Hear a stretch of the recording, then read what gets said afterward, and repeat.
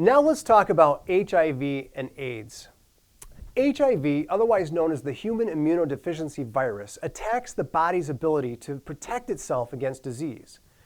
HIV eventually will progress to AIDS, or the acquired immune deficiency syndrome.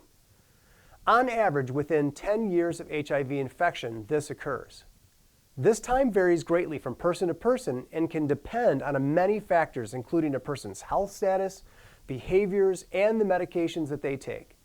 But since 1996, the introduction of powerful antiretroviral therapies has changed the natural progression of HIV infection to the development of AIDS.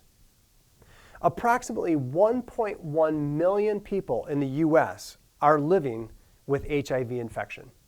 It's estimated that over 18% do not know they have it because they've not been tested and they don't have any symptoms.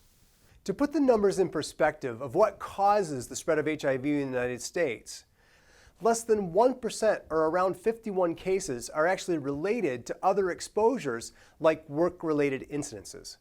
So what am I trying to say? That out of all of the ways that we've discussed on how a person contracts HIV infection, very few will ever become infected or become sick from HIV due to a work-related incident, as long as proper infection control policies are followed. HIV is a deadly virus that causes AIDS. Symptoms, unfortunately, are unreliable and may or may not be present. A person can actually be infected with HIV or AIDS for many years and not even know they have it. Only proper testing can determine the infection. If symptoms were present, they could include fever, fatigue, night sweats, weight loss, rashes, or a dry cough. The HIV virus is fragile, fortunately, though, and it dies within seconds outside the body when it's exposed to air. The amount of HIV present in the body fluid and the conditions will determine how long the virus lives. HIV is primarily spread by sexual contact with an infected person or by sharing needles and/or syringes. Babies may become infected before or during birth or through breastfeeding. Only a fraction of the less than 1% of the people contract the virus from providing medical care, and that small number is mostly from needle sticks.